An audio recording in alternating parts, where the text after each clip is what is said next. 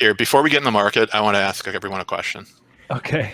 Hello and welcome everybody to DeFi. Of course, the big news today is the Coinbase direct listing. I'm sure you guys have that chart pulled up on your TradingView accounts right now. I've got it pulled up on mine. But welcome everyone. It's kind of been a wild day. I've been scared to check my Zapper, to see what my net worth is doing right now. I checked it earlier in the day and it was down significantly from where I showed my wife yesterday, which is always a mistake. I know. I did it yesterday too. Yeah. See, you should. You know what? Next time you do that, you tell me, and I'll do the same. Because I'm not a shower. Not a shower. I'm a grower. The grower. I didn't even notice it, and I was upstairs, and I was like, "Oh, look, babe, my futures longs are up like 40K." I'm like, I was so pumped, and then I went downstairs, and I was like, "God damn it!" I think Rob, I know after each being at this for 20 fucking plus years, you keep the tails quiet. Yeah. How was the day? It's good. It's all right. Steady. Yeah. I just don't understand. Every fucking time, if you show your significant other your net worth and you're like, oh my God, look at this. Or, anytime you post like a huge positive profit, screenshot on Twitter, you always get wrecked after that. It's without fail. It's an instant local top.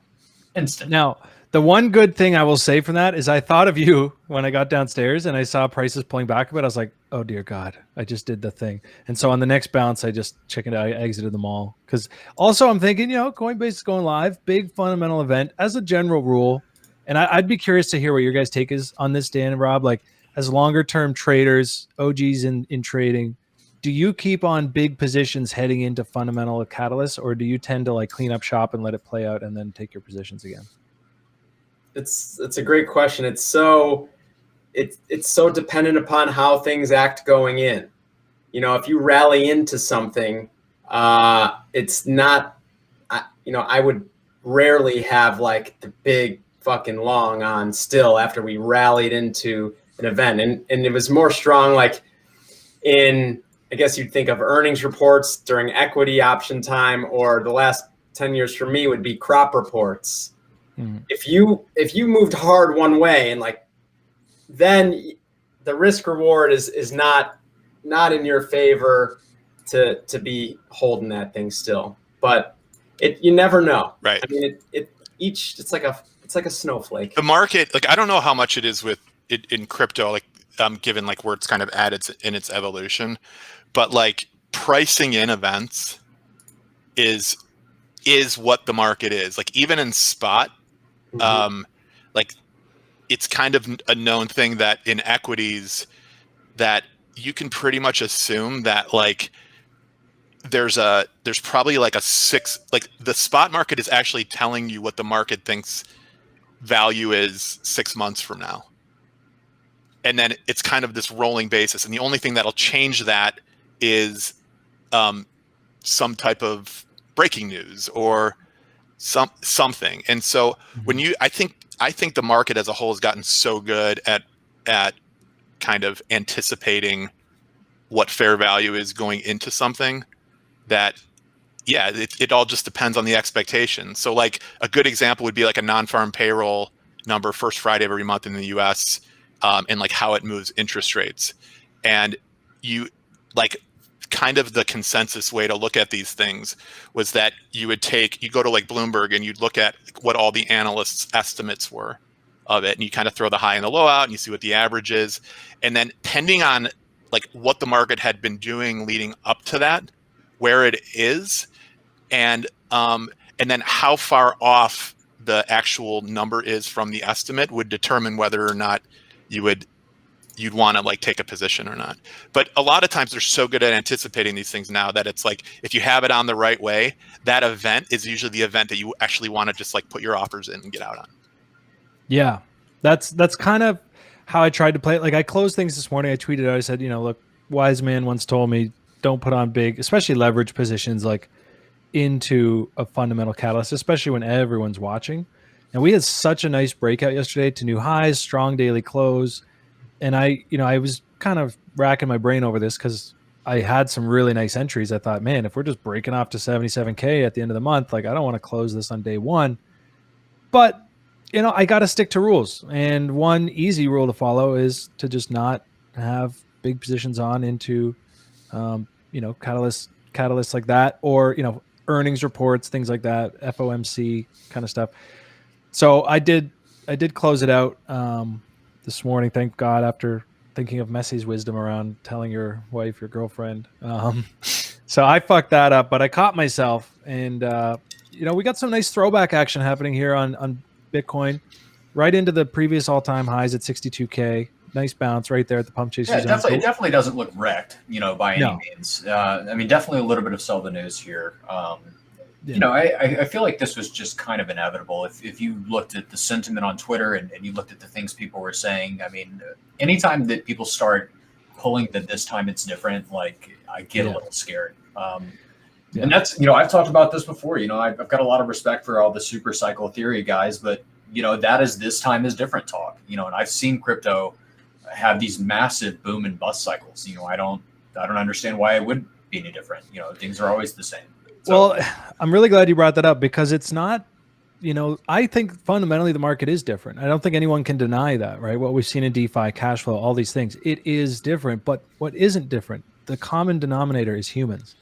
And we will drive the market up. We will over speculate at whatever price that ends up being. It will go too far because dumb money. All rational sheep. Yeah, and we're already seeing it. I'm sure everyone on this panel has friends, family, people that may not have been as interested before, who are suddenly taking sizable positions or thinking about taking size. You know, I just got DM'd the other day about somebody's like, is there any way to get $500,000 of Bitcoin into? I'm like, dude, now, and we're going to continue to see that. And so even if, you know, yes, it's different, it's more bullish, it's going to go to 100K, 300K, whatever that is, it will go too high. It will have to come back down, and it'll end up going way too far down because that common linking factor, that's just human psychology. I feel like you have to, like, us living in this cesspool of crypto, we're so early, and even in the short run. So it's like sometimes I have to ask myself, have we gone through all of everything we've gone through to get to this level that just now public is really showing up, and now that could push to another wave here, right? Yeah. That could create the next wave and the next leg up. It's not necessarily the one that, like, in 6 months from now you want to be buying, but it could have, you know, it could kind of be, it's one thing you got to kind of ask yourself. I mean, yeah, no, I think so. I really do think we're late in a cycle, in a sense that we've, you know, I think a lot of people have just already made a fuckload. They're like, how could this be early? But zooming out and looking at things, I think there's a lot of room left in whatever we want to call it, this cycle, this year, whatever. Do you ever just ask yourself in a trade, you're like, well, you know, if you want to get out of something you're tempted to, like, first of all, you have a discipline and say, like, okay, well, this is the valuation that it's reached. Like, this seems fair value, or this seems way well above fair value. Like, I'm going to shave here. But sometimes I just ask myself, like, would I short it here? No. Like, if I won't, you got fucking balls if you're trying to short it here, does it mean that I should just stay long? And more oftentimes than not, that actually helps, like, keep me in a trade.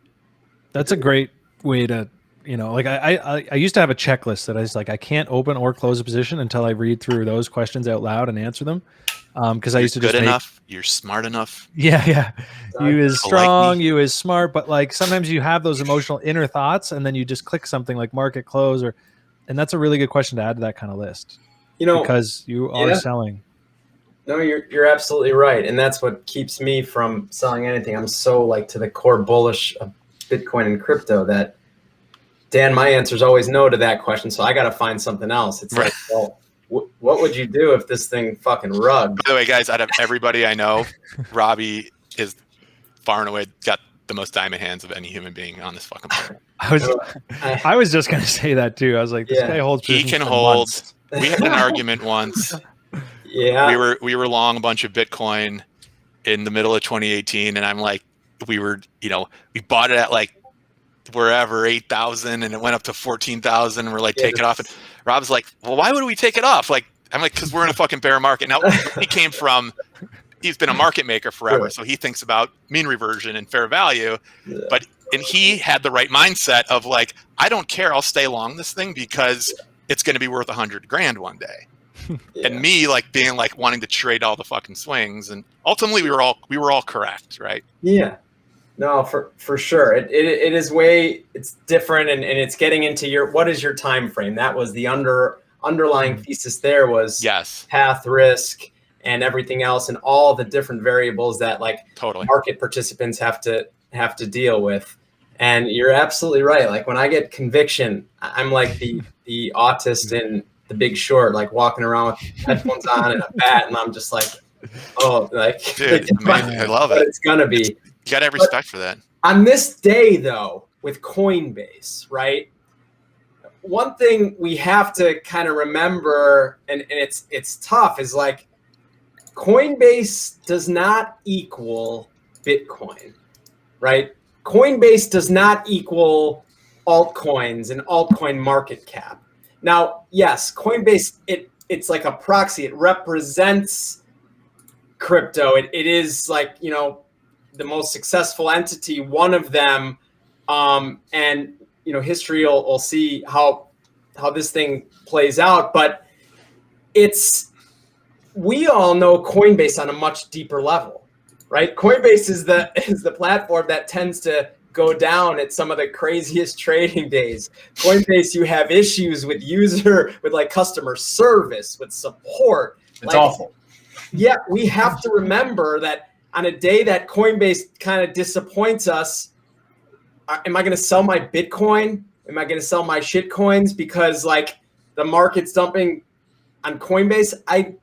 We need to really think about it a little bit more clearly. And on a day like today, yes, Coinbase represents Bitcoin and crypto and everything that it's like achieved to become part of these traditional financial system, but it does not equal Bitcoin. I am wondering though, moving forward, this is just one more legacy asset, that we can develop some kind of strong correlation with, Yeah.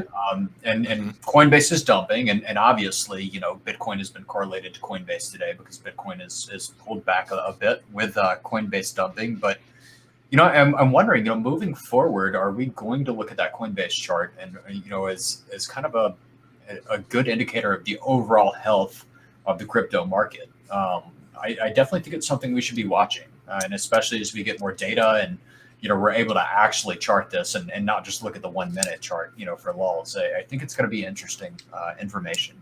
There's no question it's going to be extremely interesting. It's going to be correlated, but why should how correlated can it be when DeFi, like it's starting to eat centralized exchange their lunch, right? Like we all know DeFi is really the future. Now, Coinbase, if they're forward thinking visionaries, which they've been, they will incorporate DeFi. They'll bring it all in and they will experience the markup that is about to happen in all of centralized finance. So it will be interesting. It's really a proxy for how well Brian Armstrong and team executes. They're in the fastest growing, this generational position where they're one of the leaders. So can they keep the lead, or are they going to get overtaken by others like Sam Bankman-Fried out there, who is that's a horse that I like to back in this race. They're in the lead now, but it's a long race. Yep. Well, and the thing you have to remember is there is already a ton of blockchain stocks out there. So I think something that people are forgetting, Coinbase, huge earnings. Easily, I would say, having not looked through all the data, but easily one of the biggest, if not the biggest, blockchain stock going live. So maybe it is going to become that proxy, but there are a ton of blockchain stocks out there. I'm just looking through a few. We've got Galaxy Digital, which is Mike Novogratz's stock, doing really well. Obviously, like these things have been mooning. So I think Coinbase is just the biggest and newest. But, important points there, Rob, around, it is not Bitcoin. And while today it's definitely going to be the center of attention and it's going to likely have some knee-jerk movements in Bitcoin, Coinbase could disappear tomorrow and Bitcoin's going to be here. So let's talk just for a second about a theory that I've been seeing, go around Twitter. Of course, if you've been here for a really long time, you remember the Bitfinex hack. Dude stole an absolute metric fuck ton of Bitcoin. And a lot of people are blaming the Bitcoin pullback today. For the first time in 5 years, the guy has been moving those coins around like crazy. And, he, obviously, it's blockchain. That guy's never going to see a dime of that money. But still, he's been sending it to exchanges and, he can profit off of that enormous stack of Bitcoin and, in other ways, just open a massive short, move $1 billion of Bitcoin that hasn't been moved in 5 years, and everybody shits themselves, and I'm sure that there's algorithms that are reactionary to, large inflows to exchanges and things like that as well. I mean, the opportunities that exist from kind of things like that are what makes it worth it sometimes to sit on your hands and just wait for pullbacks, because that's such an artificial move. It's not a fundamental move. So like, it's like if there's a hack and somebody's in like dumping the coin, like you kind of can just literally tally up how much was stolen and how much is getting dumped and like literally try to buy the last slug at some rock bottom price. And that market is just going to literally snap back like a fucking rubber band. Yep. Free alpha. What is the valuation of Coinbase here at $330? Does anybody know that off the top of their head? It's 100. That's a great question. It's 100 and change billion. Let me look at the actual. I saw some kind of comparison earlier today to where they were saying that in regards to banks, if you classify Coinbase as a bank and compare it to banks, it's like the 9th largest bank in the world by market capitalization at this point, which I don't know if it deserves that or not. Maybe it does. I mean, crypto has come a long way. It still kind of blows my mind, when I look at the overall market capitalization of cryptocurrencies.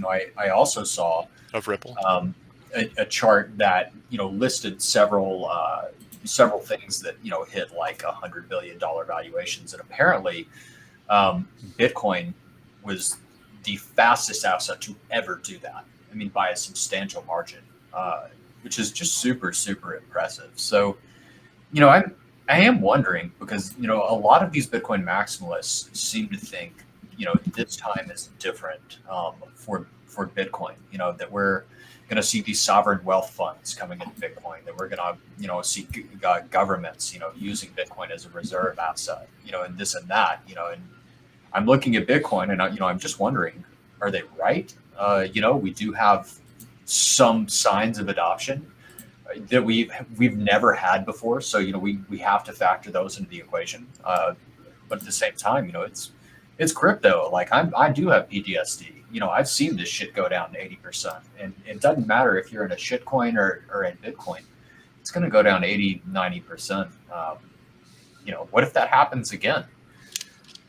It could. Well, but yeah, it could happen from a high of 500,000, 300,000. Okay. Can you guys imagine Bitcoin at the end of the year hitting like 400 grand? I mean, if anything screams euphoria, like that's what euphoria is. People are very keen to cycle to call the top. You will really see how weird most humans are, because most people can't handle making money that fast. And one thing that happens when that to a lot of people is like their real self comes out. Yeah, they get super weird. They start saying super stupid, weird shit and start bragging about how they take cold showers in the morning and like, eat seaweed and kelp and like. Look, I'm very excited about where I'm at, this cycle, but and maybe I'm just numb, in both directions, and I have made a lot of money in a short period of time, but it's nothing, I mean, even close, even half of what I felt in 2017. It's just not. And people have been so keen to, call these tops and stuff like that. I'm waiting for that real euphoria to kick in, like Dan was saying, where you start getting weird. For me, I went into straight up like disturbing GIF mode. I was like straight shock value. I still remember, Rob telling me the first time I got into what is now the trading pit on Telegram. He was like, "Can you please not post that GIF here?" I was like, "Yeah, okay, I get it." That was great. But you were also a different guy. I mean, that was 4 years ago when Yeah. you were feeling that. I mean, 3.5 years. Like now you married. I'm an old man now. Yeah, I'm Yeah. married. I've got a house now, and You've experienced that. It's not that first hit, right? I mean, I guess it's like what they talk about. I'm not an illicit drug user, but when they talk about the first hit's always the best, and it'll never be that. Like Maybe. You need more. that's the You need truth. more to get Yeah. the same high later. Yeah. Yeah. So I think you were probably experiencing that just insanity, and now you're kind of calibrated a little bit, Yeah, and I've got calluses. but it's different. Everything, it's like I said earlier, it's like a snowflake. It's always a unique experience, and all the variables have changed. There's so many different things out there that we'll see. It's never the same, but it's usually pretty similar. So I don't know. I think, to me, Bitcoin going to 400,000 this year would still probably be less irrational than what we saw in GameStop, like a bankrupt company. So it wouldn't really shock me as much. Like I think the one thing we've learned over the last stretch with the market in general is that nothing should really be shocking in the end, right? It comes down to like liquidity and overnight capital at your clearing firm. It's clown world right now. Like, you got the Fed printing, you got shit like GameStop and AMC, which, I was talking to my wife yesterday. I said, like, hey, we hadn't, been out of the house for a bit. Like, do you want to maybe try to go see a movie later? And she was like, yeah, sure. And I was like, okay, well, let's go to Fandango and check what's out. I looked at all the movies. Like, I hadn't even fucking heard of any of the movies in there. I hadn't seen zero advertising for them. The only movie that I had heard of, I watched on HBO Max, the second it came out. And that was King Kong vs. Godzilla, which, by the way, is really badass. And you have to go into it with the right mindset, though. People were like, oh, that movie was shit, blah, blah, blah. Well, of course the movie shit. Like, what the fuck did you expect? Like, you don't watch that because it's a great movie. You watch it because you want to see absolutely huge shit fighting, and that is it. And if you went in there with that mindset and you wanted to see huge shit fuck huge shit up, then we're going to really enjoy that movie. And that's exactly what it was. It was pretty awesome. If you guys hadn't seen it, check it out.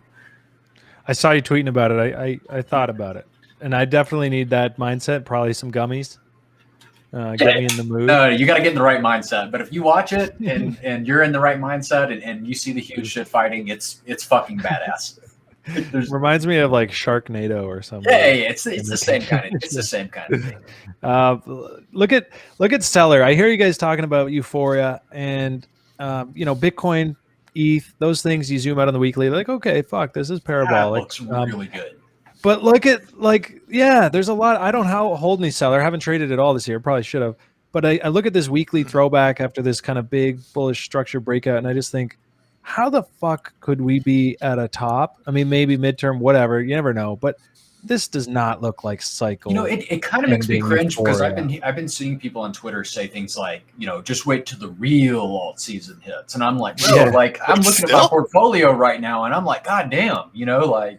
This is that's still the thing. But then at the same time, like, do I have any right to be laughing at guys like that when I'm looking at this Stellar Bitcoin chart and it looks that fucking good? Like, if you had no other context and somebody showed you that chart, those ridiculous tweets, would you buy this chart? Like, yeah, I'd buy that chart. It looks great. Yeah. Well, exactly. And I think the way that everyone's acting, we always like to joke and say everyone, but you're right. The sentiment on Twitter, that's all this like championing this is the top. No, that's the top. This is the top. That's the top. It's almost like when that becomes so annoying. And right now it's like the sensible, cool thing to do. I notice that a lot about social media. There's like things you're allowed to say, things that are appropriate, things that are not. That will be an inappropriate thing to say. People who sold because of chat like that and get left behind, they're going to be so salty. And then we'll get to this point where like only a loser would be talking about a top. This is a new paradigm. That's when $400,000 Bitcoin, maybe. Whatever, right? And and then like, Russia declares, Bitcoin their reserve currency, like whatever, some monstrous shit. And then you'd be, ridiculous. You'd be an idiot to talk about tops, and everyone's gonna be like, shut up. We've been hearing about that since. Yeah, you're right. I mean, I guess when people actually start believing that this time is different, because this time, people are saying this time it's different, but I'm not quite sure if that's just like, hey, like we're in the mood, like let's say it because this is what gets me 1,000 likes on my tweet. How about believing you're making a lot of money because you're a good trader? Yeah, I think the second people think that is when you should sell the fuck out. Yeah, I had that drafted up in my head last night. I was sitting there feeling pretty good about my futures trade, and I was like, I am a great trader. Trading is easy. And then it was like asterisk, walks away from computer, closes all positions. Like, delete tweet. Yeah, because you gotta. Well, I drafted that up literally to say like, this is where I walk away, because I actually feel like this is so easy right now. Yeah. Based on yesterday's pumps, like it was just kind of insane. I actually had a similar tweet last night. I was tweeting that I think we're moving from thrill to euphoria right here, because I could kind of, people were so excited. Maybe it was just because the Coinbase IPO, or not IPO, direct listing, was the next day or whatever. But that actually just ended up staying in my draft. So for some reason, I was home. I went to bed pretty early last night, but I got a call from my mother. And I was like, hey, what's up, Mom? And she was like, oh, hey. She was like, me and my friend are outside your house. Can we come in? I was like, what the fuck? Like, what are you talking about? So they had been out like drinking wine or whatever for like 4 hours. So they came in my house. I like where this is going. Yeah, I did. No, come on. Get the fuck out of here. This is not the start to some like cheesy porno or something like that. Gracious. Alabama. Yeah, fuck out of here with that. So, Rob, I want to talk to you about Atom. I know, of all the people I know, you're one of the guys I listen to the most. You've been talking about Atom. I know you've been having positions here and there, like holding on to stuff. Now, I saw last week they announced Galaxy DEX testnet, incentivized testnet coming up in the next 7 days, presumably front running like the actual launch of this DEX. Interchain DEX liquidity, pretty cool. What are your thoughts on Atom right now? Obviously, it's looking very bullish. It just recently closed a new high on the daily, on the weekly, excuse me. So, what are your thoughts on Atom? What's the latest alpha you got over there? I mean, I'll be honest, 100% honest, as I always am.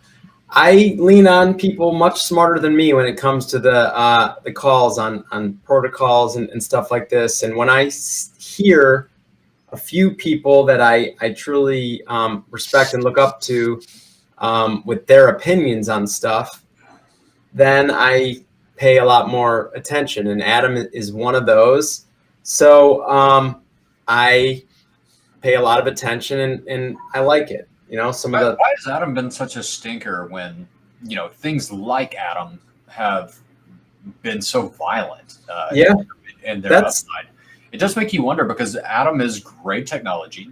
They've got a huge ecosystem with all sorts of different projects and things like that. Like, were they just late to jump on the DeFi bandwagon? Because I really feel like back in the day when other chains started realizing like, hey, DeFi is the narrative. Like, let's start building out this infrastructure.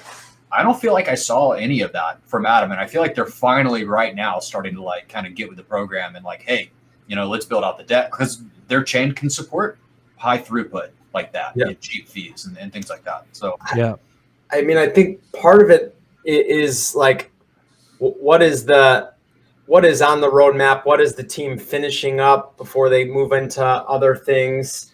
Another just plain thing is that the market, it moves when it wants to. There's so many times where I'm thinking to myself, holy shit, XYZ coin just 2x'd. Everything I know that's going on with ABC coin is better, but it's kind of stuck in the mud. And the one thing we can never really get into is that micro structure of the market. Who's in there potentially liquidating a bag that they got 2 years ago in the private sale or whatever?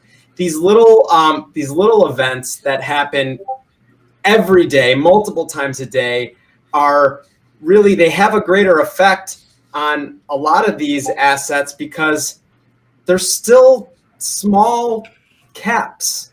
right? It's a small market, and it's not uber efficient.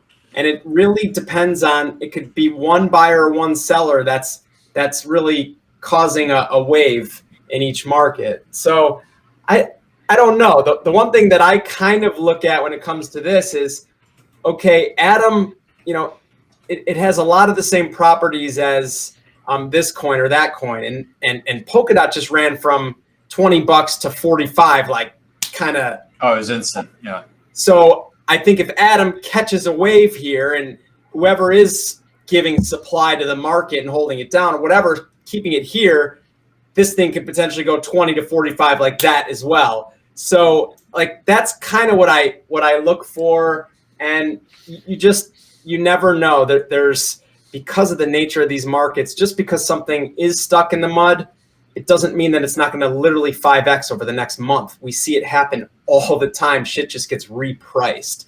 So I'm not saying Atom's going to go to 45 like on the hop, but it wouldn't shock me in the least. Yeah, and you've got to lean and you're sticking to it. And that's one of the stronger things that, as a developing trader myself over the last few years that I've noticed is how many times I've looked at something and I say, wait, this doesn't make sense. This seems undervalued. But then you go stare at the order book, you stare at the 5 or 20 minute, like lower time frame charts. Who looks at the 20 minute? But you know what I mean? And then you look at it and you kind of like, you almost shake yourself out of your own thesis. You're like, well, if it's this obvious, people would be buying it up. And I've learned very, repeatedly that if you've got to lean, if you've, don't just think because the market hasn't spotted something yet that it's not true. And if you can really build your positions and stick to your guns, especially in bull markets, you can often get rewarded. So I admire your takes on this stuff, and I did pick up some Atom. I do have a position looking at this Bitcoin chart. This resistance breaks, and it looks like it may here, and we've got some nice room to grow.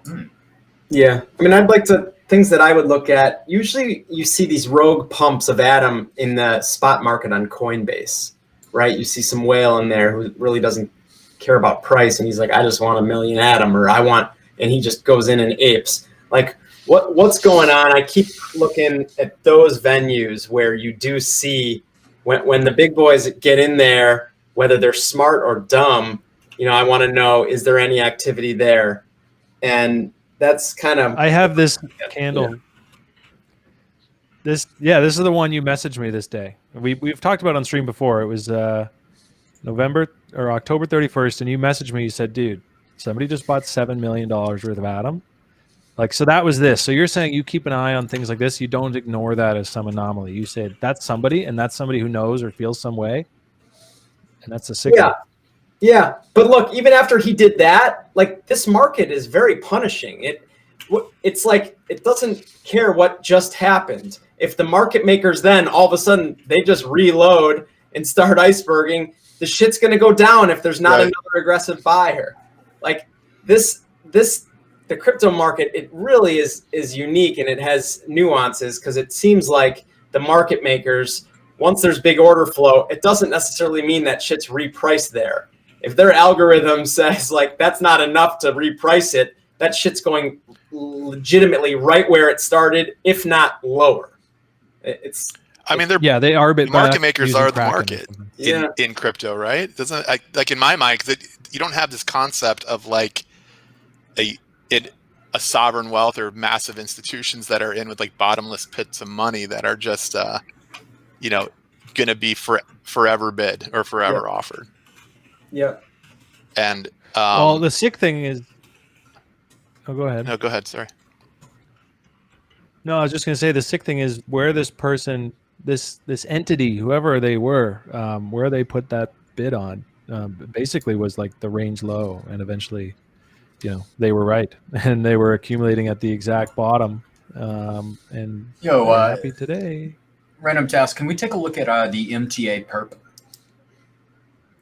It's I've been stink eyeing the MTA perp on the side forever, but it's extremely strong today in the face of some things pulling back, which is quite interesting. I mean, the chart, in my opinion, looks quite nice, but I am interested in that RandomTask TA. Yeah, no, I've been giving it the side eye, like. every other day I kind of peek over at it because I actually did mess around with the long around $3 the other week, just scalping it. But it looks good. I mean, look, okay, so we've got this volume coming up. This is a huge blast of volume, by the way.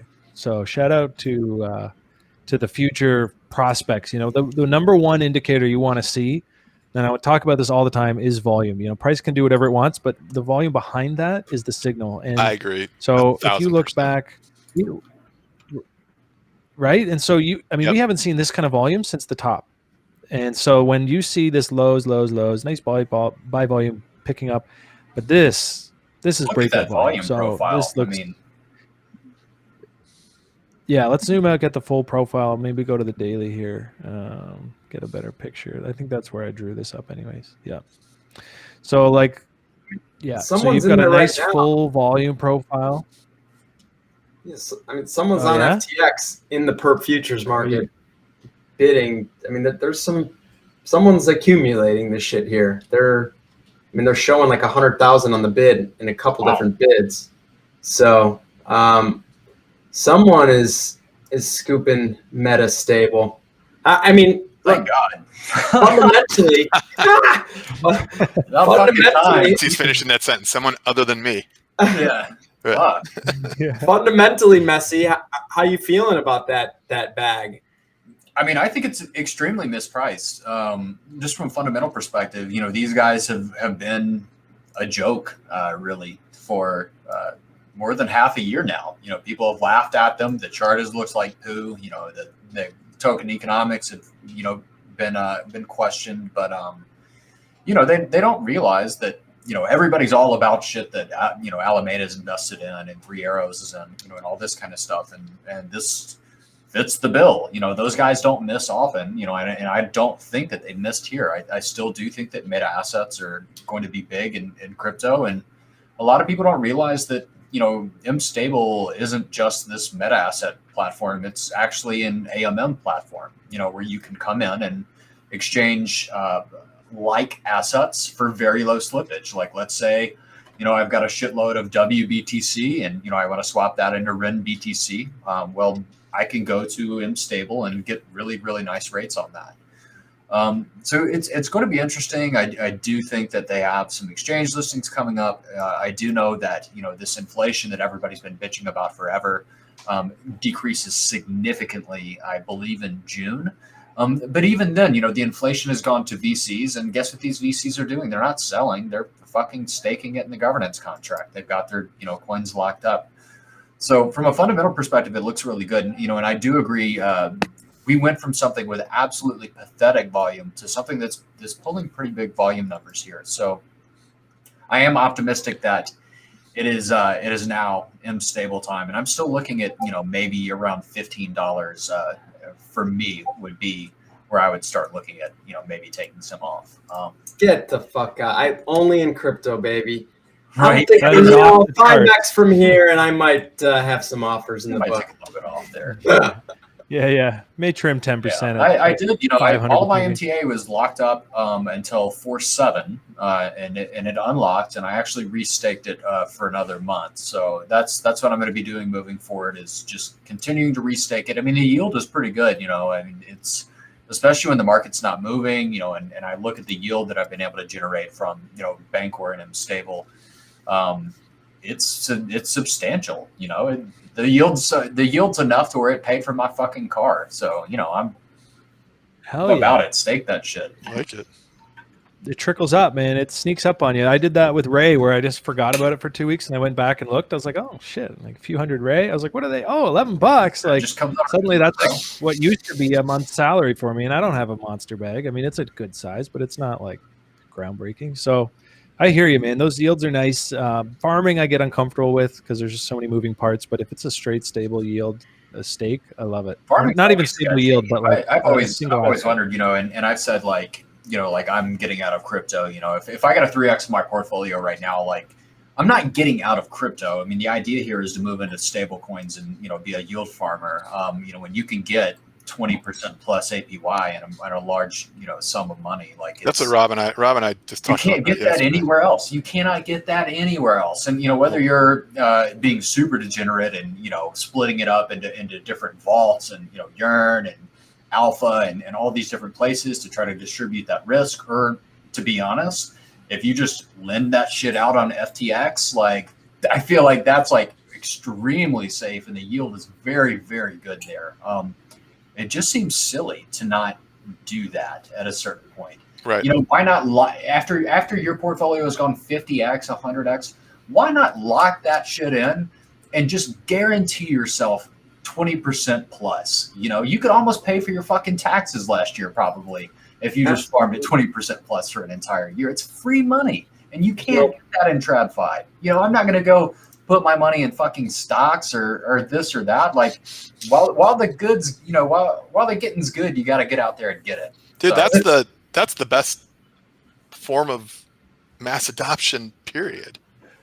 and here's We the talk about this every week. Like, here's the thing. Think about this. You know, let's say you do become a capturing yield yield, farmer, give me a fucking break. It's the best. and you are, you know, making 20-30%. We do enter a 3-year bear market. Well, there you are, you know, stacking dollars, right? The dip comes, you see there's massive pain in Bitcoin, Ethereum, you know, whatever you're interested in. And there you are sitting on a fat pile of cash ready to buy that dip. And at a certain point, you know, you don't even need to play the shitcoin game anymore. You know, there's a big ass Bitcoin dip, big ass Ethereum dip. If you want to be super safe and just, you know, fuck with super liquid shit, you can just take that fucking cash, you know, slam it into the dip, bang out another 2x, probably super easy. I mean, on a mega Bitcoin pullback, it's going to mean revert at some point, right? It just seems like the right thing to do here. It is in this moment, but you know, at some point. I literally had a conversation with a guy that I used to trade options with years ago. He's about in his early 50s, and he's a wealth manager now. And he's just telling me about, he focuses on fixed income. And, you know, he's talking to me about some strategies, and I'm telling him, dude, you have to go see what's going on in crypto and DeFi. You need to, because the yields, what you're talking about in the bond market and the fixed income market right now is like, it's literally yield for ants, and it's not going to survive. If you can't offer your clients, your customers, something like this, then I don't see how many more boomers are going to, like, you know, come let you manage their money when there's other stuff. You got to get hip to it. Like, if I would tell my dad, no, you're not going to get into that. Then you could get 8% risk free over here on cash. You know, you don't even have to take risk with your wallet and stuff. It's a different world. But the bottom line is, this isn't going to last. This internal rate of crypto, this risk-free rate of 20% on stables, or 30% or 50%, it's just not going to last, because as we evolve and mature, that shit is going to get soaked up quickly, because it's so off market. Well, and especially in things like borrow lend yields, it's just going to get smashed down. Even if the market didn't grow, but we went into a bearish cycle and it's less sexy to borrow and it's more sexy to lend, that shit will get smashed down to 1%. The one thing that you will have is the risk premium, which will help. Like, there's always going to be this premium embedded, because as long as the world thinks that crypto, whatever it is in crypto that you're staking to collect that yield, is always going to be riskier than putting your assets in something traditional. So you're always going to get that, and there'll be some rate that will always be embedded in. That's the risk premium based on the credit quality of the protocol that you're staking to, or the entity that you're or the entity that you're keeping your money on. It's going to be really interesting watching those yields, and you know, the percentages that are available in this space. It's a variable that hasn't existed, you know, really before now. And I'm curious, when we have enough data to actually, you know, look at the yields relative to, you know, where we are in a market cycle and the price action and stuff like that. You know, I think it's going to be really interesting to look at that and see if there's some kind of like correlation to, hey, you know, the yields are absolute trash now. Like, maybe I should be fucking going balls deep in, you know, with buying this shit, or, you know, or the yields are insane now, you know, relative to where they have, like, maybe this is the top, maybe I should sell here.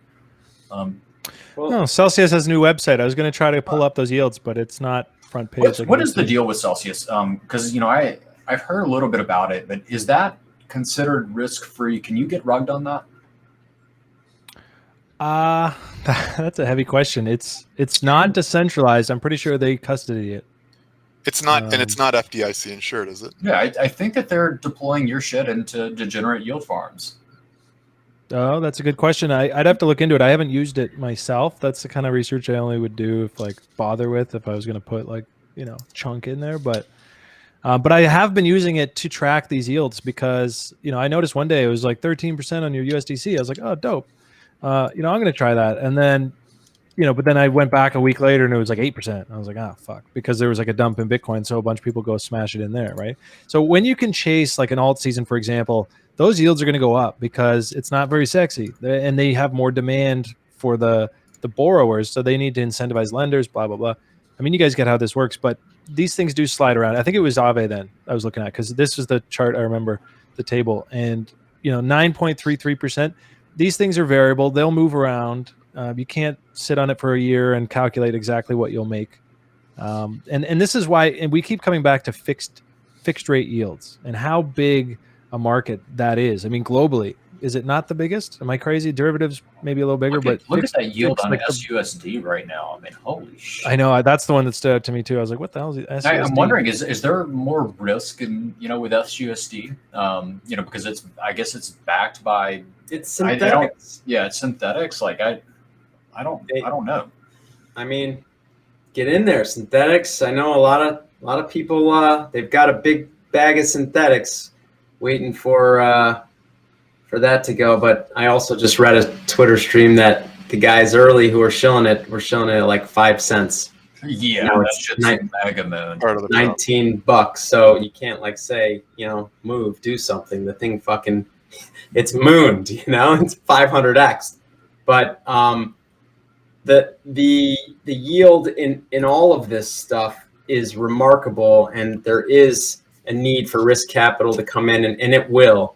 It's going to come in hot and heavy. Dan and I were on a great call yesterday with a guy who's literally heads down in traditional options markets. Like he's doing cutting edge stuff just on in the traditional market, and he hears a few words about how the yield curve looks on Bitcoin and the futures curve, and he's like, he thought we were off by magnitudes. He couldn't believe what the December futures were trading over spot. He said to us, we said to him, like, you're going to be shocked when you hear these numbers. And then he made some comment like, no, I won't be shocked, because I've seen this, this, and this. And then we told him, and then he was like, you're right, I'm shocked. It's legitimately,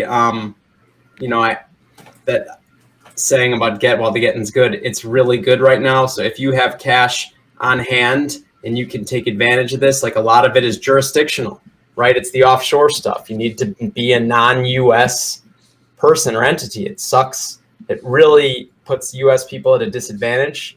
It sucks.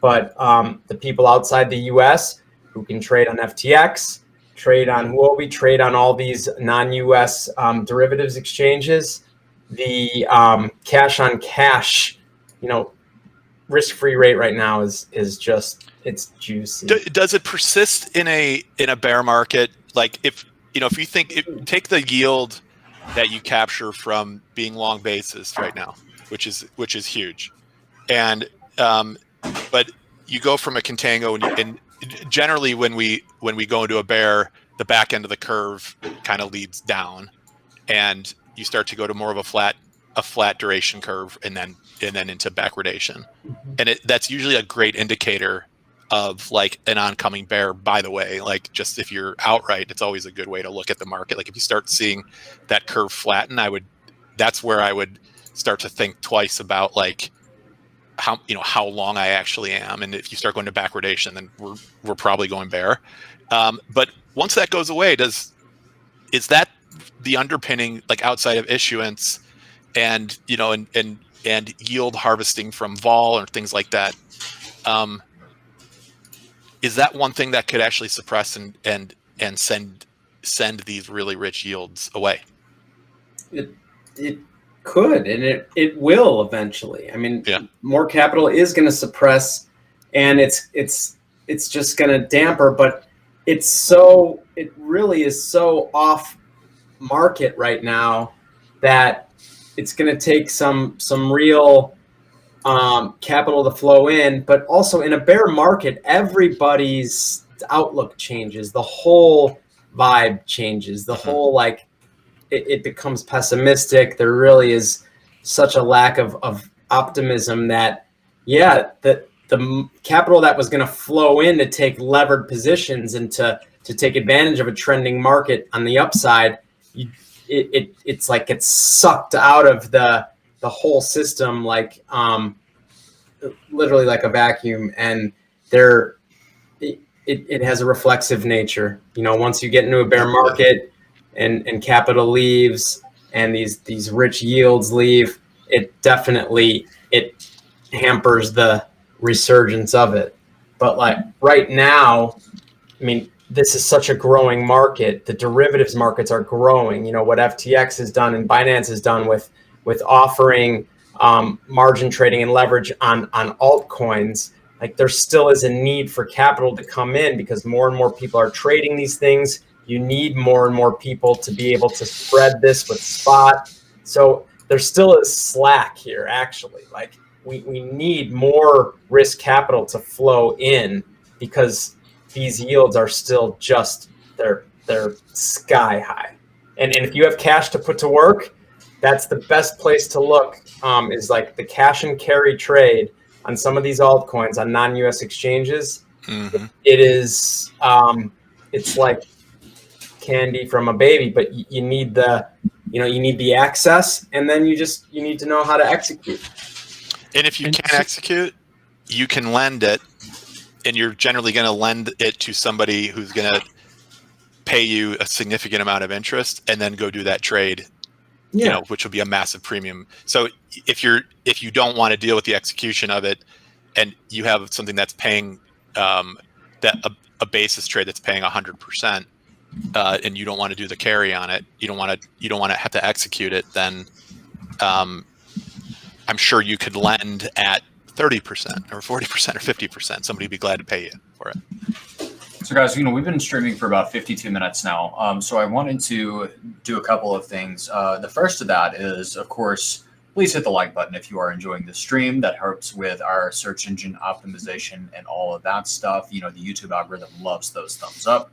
So that would be much appreciated. And the second thing, I'm pretty sure we wanted to give you guys a sneak peek first view of the upcoming Hxro network, which I think is probably one of the most innovative, if not the most innovative thing that will happen in the DeFi space. That's been one complaint about DeFi recently, is there hasn't been much innovation in the space. People are kind of taking existing ideas and expounding on those ideas, and making those ideas better. But nobody's really done anything recently, at least, that's been truly game-changing, that has been totally different. So with that being said, let's give the floor to Dan and Rob, and we're going to give you guys, expect the light paper out in a couple of days for your reading purposes and your pleasure. But we're going to give you guys a sneak peek because you are our loyal listeners and viewers of what exactly we are building and what is coming. And trust me on this, you're going to coom. So guys, take it away. Rob, you want to get at it? You want me to? Yeah, why don't you open it up and then we can. Sure. So, effectively what we're doing is we're Hxro Network is going to be a decentralized liquidity network for many different types of risk-based applications. But most interestingly, there are two protocols that we're building off of, two liquidity protocols. One is for parimutuel markets that really underpin right now. Like if you look at Hxro.io, the central stack behind that is what underpins Moonrect, which are these cash or nothing parimutualized options. We are building those as a raw protocol to the network first. And the reason that we're doing that is what we've discovered is that the application of that extends well beyond just executing in crypto.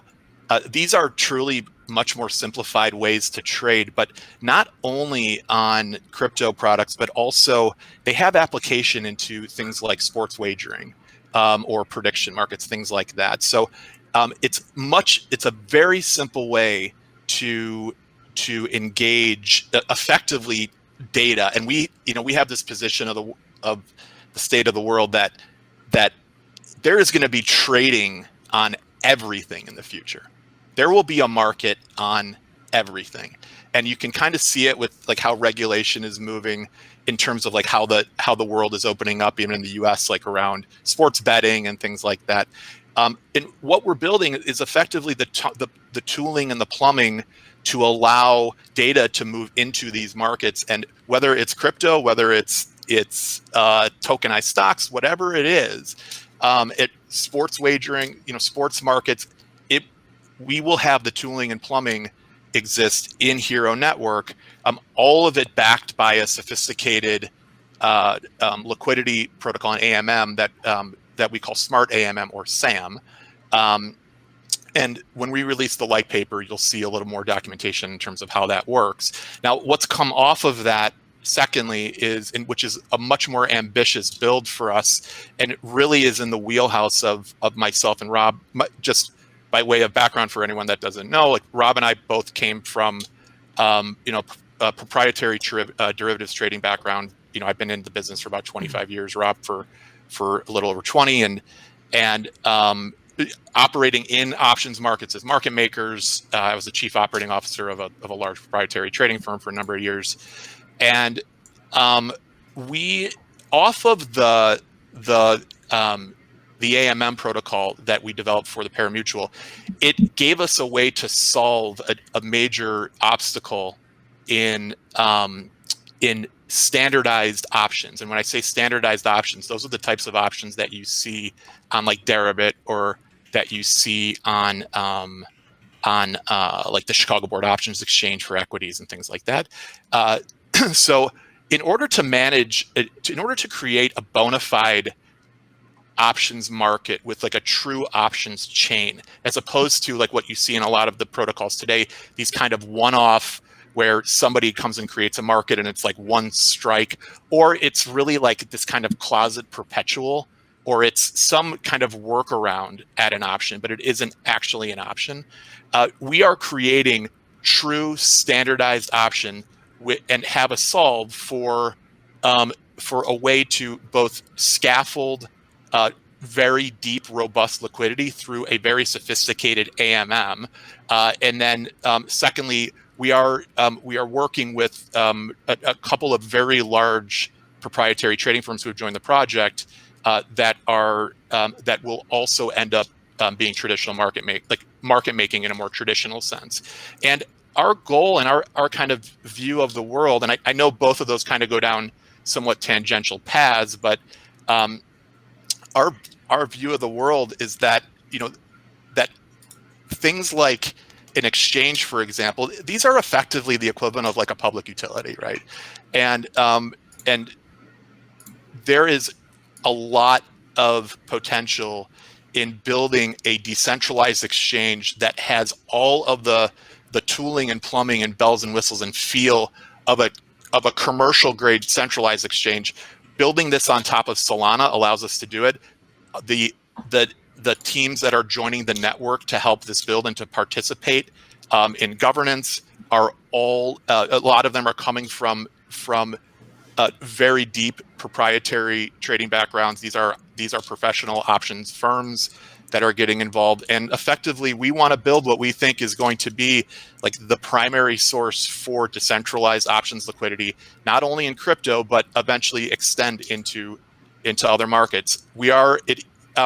Just a couple things around the project. It is all being built to Solana. It really is the only blockchain that is viable in order to do this at the speed and quality with the level of throughput that Solana allows for. all being built to Solana. There will be staking, and it is full value accrual to the token. So 100% of the fees that are generated from the network will accrue back to token holders, to specialized node operators within the network, both for the pari-mutuals and for the vanilla options. And the idea is that we are building kind of the kernels for this now, and as other teams continue to join, our goal is to have governance really control the whole of the network and put this out in open waters for the world to build on, and hopefully we can scale it as a community into something that is much larger than all of us. Yeah, I mean, we've actually got a question in chat right now, and this is a question that I hear pretty frequently. Will U.S. customers be able to access the Hxro network? So that's a great question. Here's what I'm going to say is that the network itself, think of the network as the plumbing and the technology. The interface with the users will largely exist through the operator nodes or through the application layers. So whether or not that application layer has the ability to access US users, so I can't say yes or no definitively. Let me put it that way. But think of the network as the tooling and plumbing that that basically supports it. What I can tell you is that we're working with a chain analytics entity that will end up monitoring the network.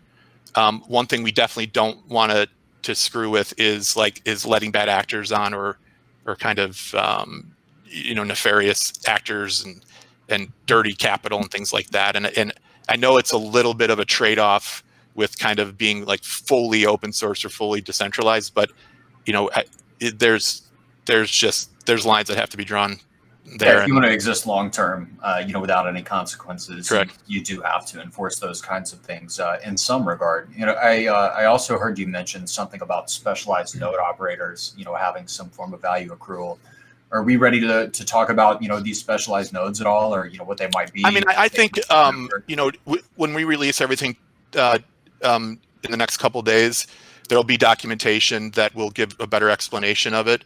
But I can say that probably one of the most groundbreaking, and hopefully disruptive elements of the platform will be the two main AMM protocols that are way beyond, from an intelligence standpoint and their capabilities, than like a standard constant function market maker. Yep. And will these protocols and these nodes allow regular users, because one of the biggest things that's pushed DeFi so far is that really anybody can be a liquidity provider, right? Are these nodes going to allow still anybody to come in and be a liquidity provider for Hxro network, but have this liquidity efficiently managed by what these nodes are putting out? Yeah, that's the whole goal. Absolutely. People will be able to provide liquidity, pool funds in the liquidity pool, be an LP, and it would be managed by the AMM. And so imagine oracles, that intelligently manage your liquidity and always ensure your liquidity is being deployed in the most efficient manner possible. That's a bit like what we're doing here. Yep, for sure. And the idea that others will be able to come in and make markets also in the order books. The idea of having low latency order books for trading and settlement on chain, it's novel. It's a tough solve. I mean, Ethereum, it's not suitable for this sort of low latency activity, but Solana is, and we see it with Serum. It's the central limit order book on chain. And what we're most excited about, and it's not just because Dan and I have experience in the options industry and have lived it for 20 years, but options, they're one of the most powerful tools for hedging risk and speculating.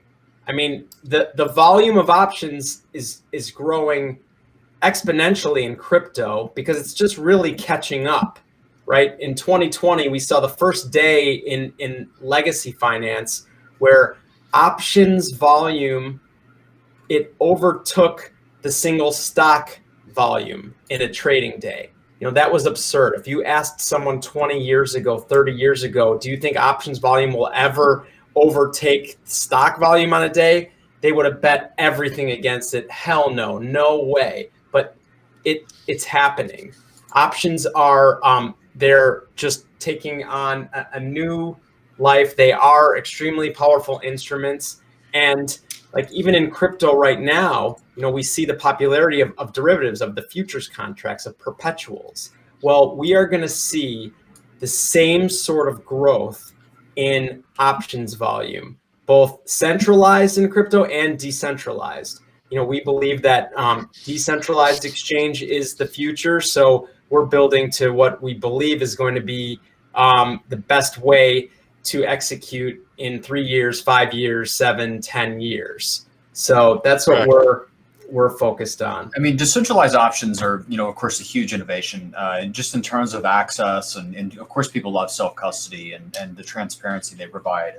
But one of the biggest issues with any decentralized option protocol, and this, you know, this is literally AMM-based protocols, you know, protocols where people actually have to come in and sell these calls and puts and, you know, act as market makers, really with anything, is that with the AMM-based protocols, you know, they're more liquid, but the issue is that the LPs get wrecked, you know, because the liquidity isn't efficiently managed. It's just your standard AMM liquidity model, which is a huge issue in the space.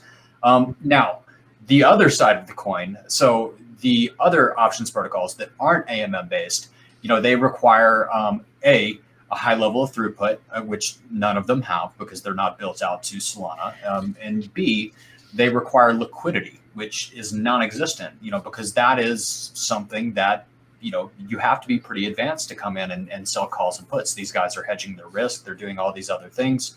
So with our new protocol, one of the things we aim to do is to address both of these issues, you know, to where you have a highly liquid environment that's also very efficiently managed at the same time. And I think with this, you know, we'll be offering vanilla options. We'll be offering all sorts of different kinds of exotic options. If you guys have messed around with TixWix at all, you've seen we've got touch options. We're going to have Bermuda options, literally all sorts of different fun shit to play around with. But it is going to be a highly efficient, managed, and highly liquid environment, which is something that is totally new from the decentralized options space in crypto. I believe that the Hxro network itself is going to become the leading options protocol in decentralized finance and crypto. So it's an interesting space. You know, you guys know me if you've been following me for a while. I've, you know, kind of dipped my toes in these different options protocols, and because, you know, through doing that, I've seen, you know, some of these areas of weaknesses. You know, some of these places where these protocols, you know, have succeeded massively, but have also failed massively. I think you guys will find with the Hxro network that we've literally addressed all of these pain points, and for the first time ever, you're going to see decentralized options markets that actually fuck and that aren't shit. And my takeaway in this, and feel free to correct me if I'm off, but you're building the plumbing out that such that some of these other ones that maybe have some of those, you know, falling short of whatever mark could actually just build on Hxro network. Yep. Yeah, It's I a mean, tool set, is it not? In a liquidity pool. Theoretically, anybody can come and build to it. That's part of the nature of it, right? Sick. So what we're doing is we've solved the underlying issues that create like liquidity problems, or it creates the inability for a liquidity pool to actually exist, because like you can't take a constant function market making AMM and make a, you know, and create some type of, you know, roundabout way of creating a two-way market on a vanilla option and not get that liquidity pool absolutely fucking destroyed. It'll just get picked off over and over and over again. And so you have to build significant amount of intelligence into it in order to do it, even at a level that would allow it just to protect its assets. And that's what that's what we've solved. That's one of many things that we've solved for in it. But with that alone, then yes, it does open up the ability for an automated market maker with, backed by liquidity pools. So meaning that now everybody kind of gets to be like the house and participate in that side of liquidity, but then also be, participate as a speculator. And the whole goal, the reflexivity of a deep liquid market is everything. And so if you think about how this works, is that you have the tooling and plumbing, and maybe there's like a base application, like a front end, but as other people come in and build other front ends, or they use these products, they use the markets that exist in tandem with other markets. Or like, for example, like we're composing with Serum to bring in spot and then eventually perps that will be used for things like, it'll have a ready market for delta hedging or things like that, like for kind of some of the more advanced things that are required to trade options kind of properly, as opposed to just like taking a punt on something. Beauty. Well, I look forward to reading the light paper. I know I get to work with you guys. I still haven't got to read it. So if you guys are excited, trust me, I'm in line with you. I think that's all you guys are going to get for now, though. I think we're going to save a little bit of the excitement from the white paper, and trust me, what you've just heard is just the tip of the iceberg. So stay tuned on that.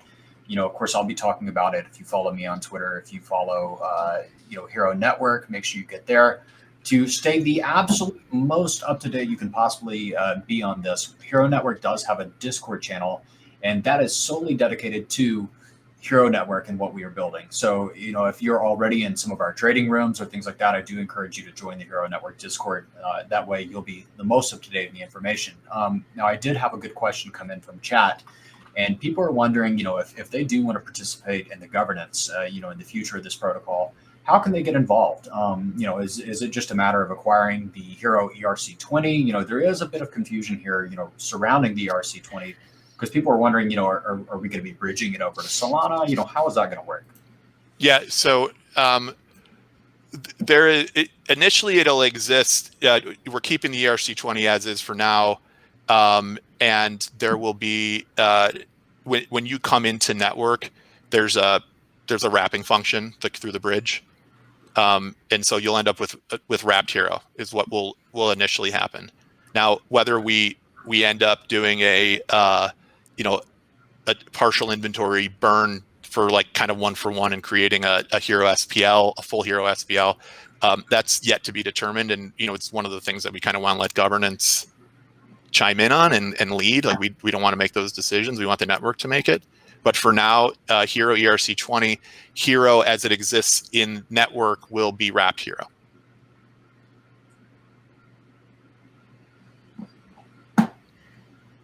Good. All right. Okay, guys, we are getting near the top of the show today.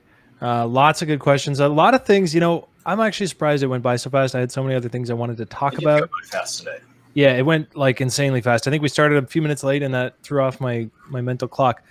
There was a couple things that came up that I think we should touch on. 3 requests that came up. ID, sitting in the pump chaser zone. Nexo, breaking to new highs. Those are 2 charts you guys asked for. And then somebody asked what the hell happened to YOP. And in a nutshell, I will just point out it was not a hack.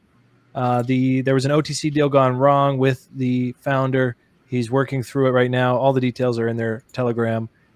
It's not the death of it, and it's not the end of the world. But if you're wondering why the hell it dropped 50% today, that is why. The hacker has, I think, 900,000 tokens left. So keep an eye on that. Details in the Telegram. Other than that, another day in crypto. Coinbase listing. Let's take one last peek at Coin, because that is the view of the day. It's now finally stopped dumping. It's be ranging around here. I'm not quite sure. Is that continuation? Is there some kind of bottom? Well, the market's closed. They closed the market at 4 Eastern. Yeah, exactly. That's another shout. Looking at these crypto markets, I mean, fuck. It's kind of relieving. I don't know. I did a little bit of stock trading. And I was like, wait, the weekend, my position can't change on the weekend. I can just unplug. I was like, wow. But it is going to be really interesting because things like coin, I know it's on FTX now. I think it's coming to Binance in some kind of tokenized form. So that after hours trading should be really interesting. Personally, 24/7. Personally, we saw coin on FTX trade up to $640 in the last 24 hours, and right now it's 341. So we're talking about almost a 50% pullback from like highs, and Bitcoin's pulled back. But if you would have said, well, this shit's going to pull back 50% from here, you think, oh shit, the whole market's going to get smoked. Nah, not really. I think it's not the worst opening day for the coin, but no, $341 is where it closed on FTX. So they actually do close with the trading hours for their tokenized stocks. So that's something, it's good to know. But guys, one more thing before we go. Yeah. I want to share with our group here. I spoke with a multi-billion-dollar, the manager of a multi-billion-dollar crypto fund today, and he told me with a lot of confidence that he thinks ETH is going to flip BTC before the end of the year. No shit. Yeah. I mean, we've been waiting on that for a long time. Wait, what exactly? He goes, if there's one thing I can spend all my time that I can sleep well at night thinking about, is that ETH is way fucking undervalued right now. Man, I mean, what if? So looking at Ethereum right now, we're looking at a market cap of around 271 billion, as opposed to Bitcoin's market cap of 1.162 trillion. So let's do some quick math and let's see exactly what that Ethereum Bitcoin ratio would have to be for this to actually happen. So 1162 divided by 271. So we need to see about a 4.3x. About 10K. Yeah, ETH BTC. And ETH BTC is at 0.0377 right now. So let's multiply 0.0377. So we'd be looking at around 0.16 on that Ethereum Bitcoin ratio. And oh my God, can you imagine the altcoin pumps if that were to happen? I mean, holy shit. Can you imagine the level of cope on your Twitter? Oh my God. I can't, but I live for that day. I mean, the amount of how weird I would be drinking. Let's go back to our original thesis earlier on. Like, can you imagine how weird people are going to be on fucking Twitter? Oh, super fucking weird. Like, even, yeah, hey. I actually can't imagine how weird. I can't imagine how weird that I would be. Like, I need to lock myself up for a bit. I'm trying to think about how many like Vitalik gifts will I be posting per day, like just sending out to people on Telegram and everywhere. Like, I'd definitely buy a reasonably sized house if that were to happen. Oh my God.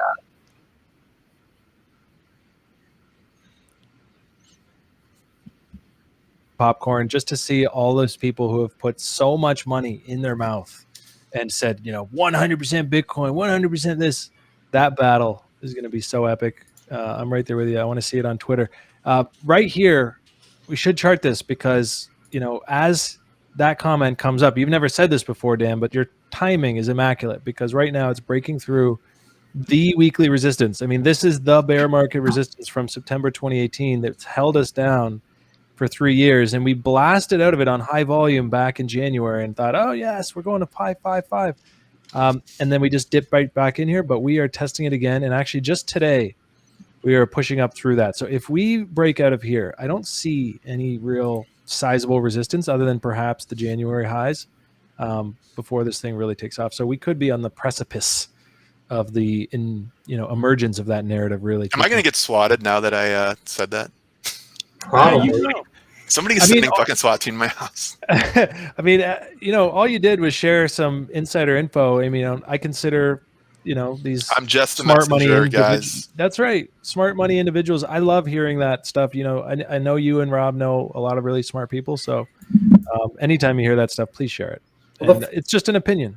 It doesn't mean it's going to happen, but I like it.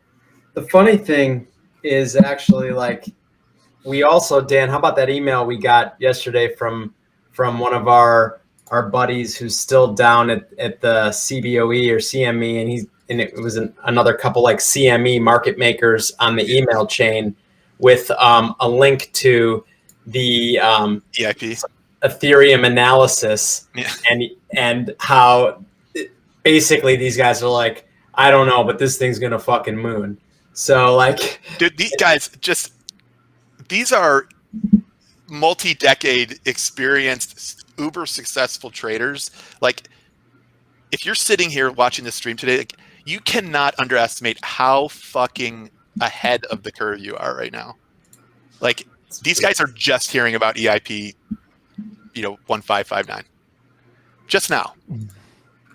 So when you talk about priced in versus not priced in, I'm always fascinated about that because it's right. I mean, it's really hard to call. But somebody else.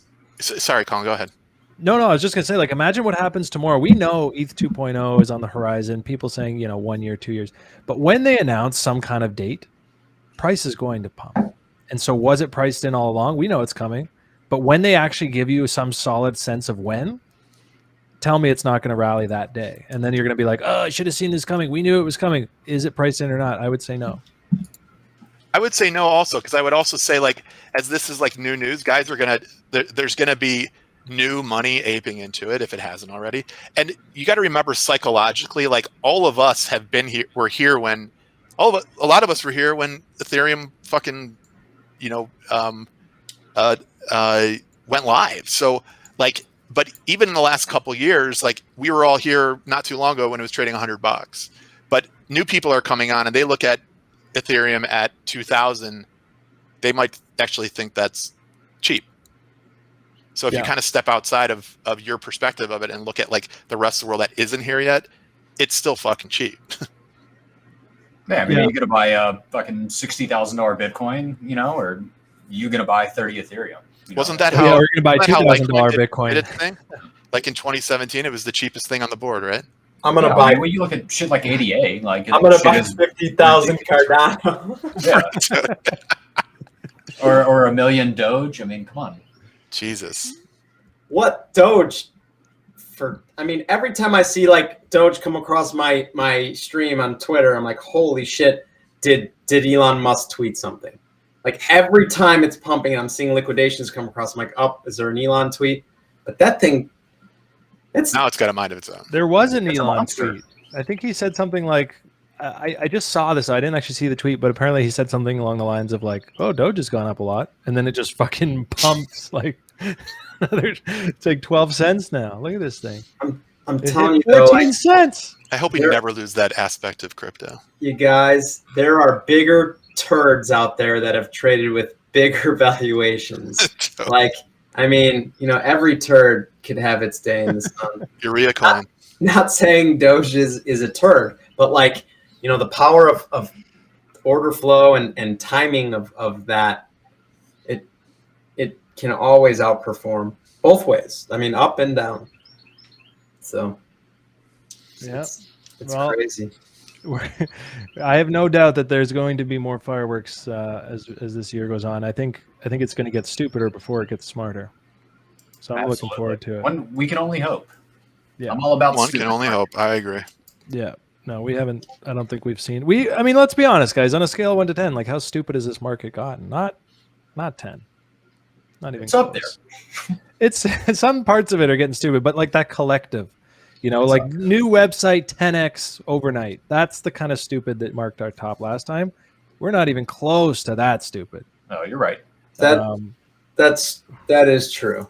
So we'll see. Is the liquidity such now that it'll be harder to get those 10x's off a new website? I think so too. But we're not at full blown euphoria yet. Because there are still gutter tokens. Ooh. There won't be gutter tokens left. This is hilarious, actually. This is a guy I ran into I hadn't seen in a while. And he asked me, he's like, wait, you do a little crypto, right? I'm like, yeah, whatever. He's like, I got a tip, or I've been buying this thing. It's called Hxro. And I'm like, what? You mean Doge? He's like, no, it's Doge, but with an H.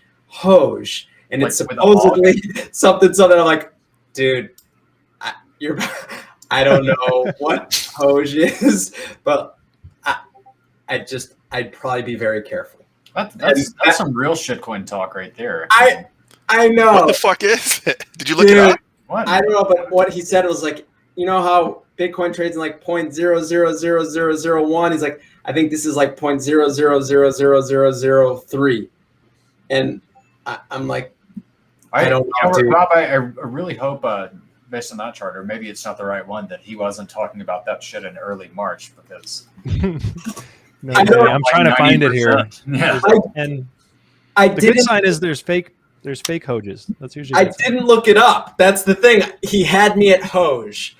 I just was like, I don't know. I haven't heard of it. Like, I just would be very careful. That's What do you guys think? Just you guys put it in the chat too. Like, what is like the number one scam coin of 2020, 2021 so far that makes you fucking crazy every time you see it and you're like, I can't believe this thing exists. And actually people keep buying it and are crazy about it, other than ADA. Well, BCN was mine for 2017. Remember that crazy thing that had crazy multi-billion-dollar cap, like trillions of tokens? It's still around, but it's I mean, look at Tron. Bytecoin. It was Bytecoin. Tron's pumping super hard. I mean, honestly, a like lot of all the XRP. money rotated out of DeFi into just straight dinosaur, dog shit, starting early February. So it's going to be interesting. This hasn't been the typical rotation cycle, that I've seen in the past. It's going to be interesting when some of these things like ADA and blow off, and we see this massive amount of capital rotate into maybe DeFi, maybe private coins. Who fucking Hoj Finance. Yeah, maybe Hoj Finance. I don't know, Rob. Look at Hoj, man. Look at this chart. Memes, deflationary. Look dude. at this. Fucking He might be hate that onto shit. something, Rob. Look at this It's chart. This is in the reload zone. Big tall. pump. I 100 will- mil market cap. The chart does look kind of good. This is the chart, right? Oh my god, it looks amazing. It looks okay. I will tell you what, and I will not lie. I'm getting some roof repairs done, and I was going to the roofer's office, and sharing the building was a new recreational marijuana place. And where I ran into this person was outside of there. And so literally everything about the timing of this conversation and his one thing he wanted to kind of talk about was Hoj. It just literally I had love the me. context. It adds so much color to the story. Totally. It was so amazing, and I actually never even looked at the. I didn't look at the chart. I didn't look at Hoj or anything. But I was tickled pink. I'm dying, man. This is too good. I might have to go and just like put in But like yeah, it's right in the- half an ETH, and we'll talk next. That is year. that's in the zone, baby. That's in the pocket right there. Someone's It is. buying it. Someone's buying it. He probably scooped a low too. When was this? Was like a week and a half ago, maybe. Yeah. Yeah, really? he Yeah. bought the dip, man. Shit. He loaded up at the 88.6. That's a great place to think long. Not recommended, guys. And as far as but as generally speaking, those 88.6s, if you're gonna long some shit, take it at the 88% drawdown. Amazing. That's Dan's favorite spot. That works. Right down here, yeah. 90% of the time it works every time. Yeah. All right, guys. I want to stay on, but I think we should wrap. We It's got time to to roll. go. I'm It's time to torn. We do got to go. There's work to be done, but let's flip back here.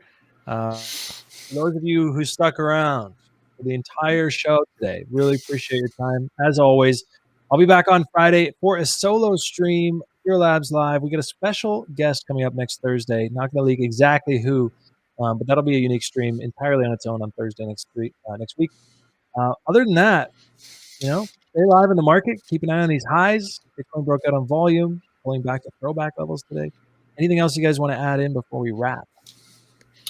I was going to say, a member of my family had surgery, so we weren't able to do Shitcoin Talk Balls. We weren't able to do Shitcoin Church earlier in the week, but we are going to be having it Thursday. I'm estimating probably 2-3 p.m. CST, so you guys stay tuned for that as well.